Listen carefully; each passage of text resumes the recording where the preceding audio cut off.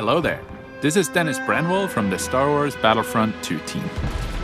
Coming in the next update, inspired by Rogue One, Scarif is a unique battlefront. With islands, white beaches, palm trees, sandbars, and crystal clear waters, the beautiful scenery is contrasted by towering Imperial facilities. Play Supremacy in the Age of Rebellion. Dive into the large conflicts and fight for dominance on Scarif, Hoth, Death Star 2, Tatooine, and Yavin 4. A selection of these planets will include the option to play as starfighters. These same locations will also be added to Instant Action, along with an entirely new option for solo play. Instant Action missions. Attack and defend sectors with and against AI bots in a variety of exciting scenarios. I'm also excited to announce some fan-favorite appearances dropping with this update. You think you can resist?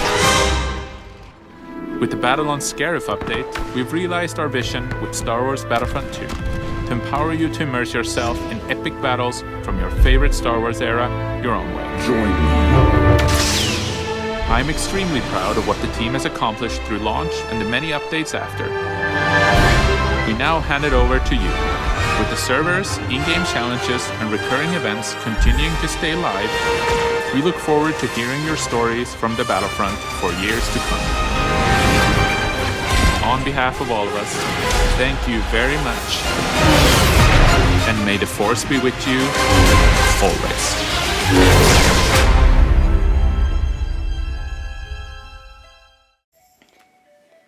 So the Star Wars Battlefront 2 Scarif update trailer just dropped, and as you guys saw there, we are getting some pretty exciting content.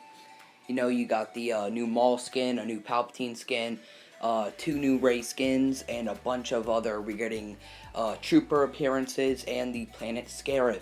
But unfortunately, as you guys saw in the last bit of that trailer, Dennis Branwell basically said that that is the last content update we're going to be getting for Star Wars Battlefront 2 forever. They also said that they're going to keep the servers running, and the events are still going to be cycled through, and there's still going to be challenges. And by the sounds of it, they're not basically letting the game go and die. As you heard at the beginning, they said they still expect people to play this game for a long time. I wouldn't expect that either, you know, the player count to drop drastically or it become hard to find servers. So the looks of it, they think that the game will still thrive, which is a very good thing. And the main question I have coming out of all of this is why now?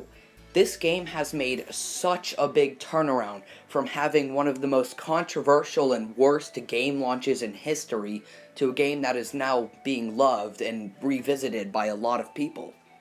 I don't know if this is true or not, but I've also been hearing that they also cut support to Battlefield 5. I've never played that game, but I do know that is another game worked on by DICE that is just being cut support to, as I've heard. I think the reason for all of this is because of the pandemic that's going around right now. If you don't know, most of DICE's workers have been moved into their work from home areas, and they're basically not in the environment to, you know, produce new heroes, new maps, new reinforcements. So I knew that something like this was going to happen. I knew that they were going to take a very long break from making content for the foreseeable future, but I did not know, or I didn't expect, that they would just call it quits on the entire game. That was just unexpected to me.